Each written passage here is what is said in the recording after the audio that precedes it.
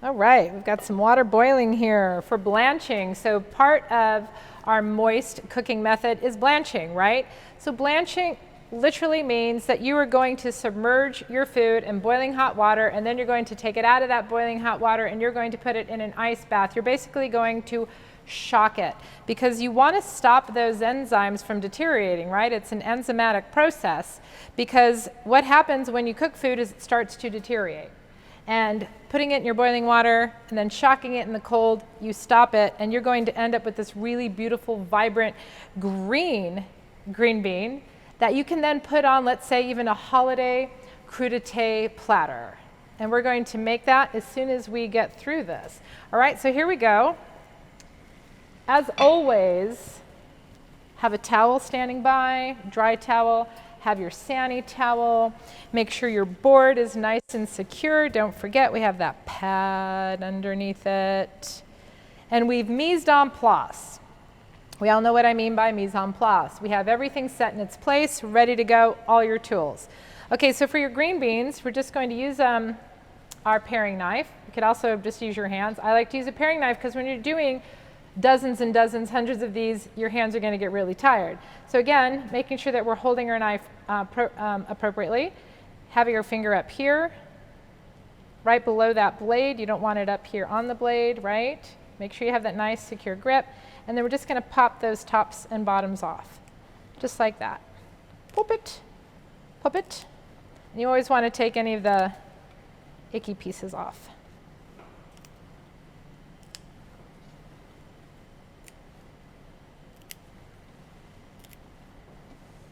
All right, making sure then that this is going to be compost. I'm not going to put this in my scrap bin because I don't want these pieces in my scrap bin, which would then be for stock. That's going to go ahead and be compost because that can go to the farm or the garden. All right, so we have our boiling water.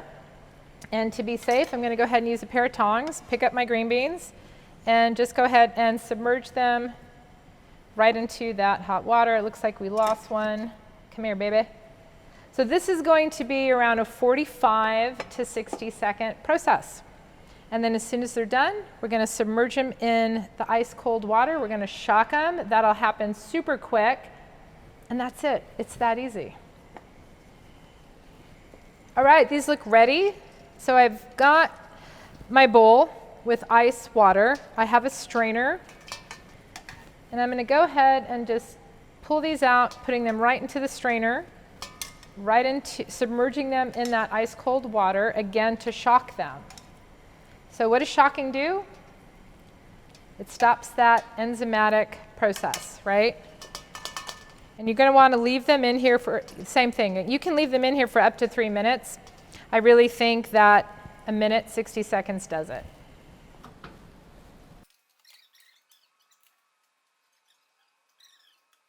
So our green beans that we just blanched, right, that we just took out of that boiling water and we put it into that cold ice bath to shock those enzymes are going to be beautiful on a crudité platter. You always want to eat the rainbow.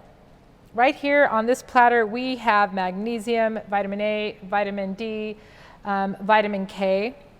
So I made this really yummy almond dip, and we have some wonderful fennel frond, so that comes off of that top of that fennel bulb, and that'll decorate the platter. Red peppers have more vitamin C than any other vegetable out there, heads up. But look at how beautiful. Focus in on these green beans for a minute. Look at, from the shocking and stopping the enzymes, right? Just look at how beautiful and bright green they are, and they really hold up well. They're not limp. So we really want really crisp vegetables on our crudité platter. And then we have these great red peppers. We have some orange peppers. We're just going to go ahead and get these babies in here.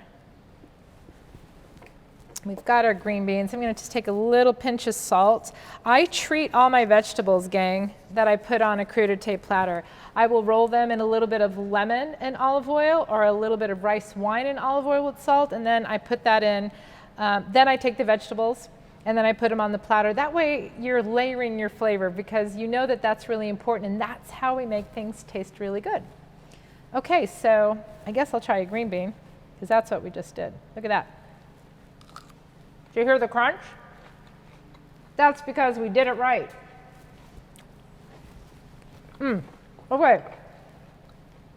Don't talk with your mouth full. That one's out the window. Thank you so much. I love blanching. Please practice at home and come back and tell me what you decided to blanch at home. See you next time.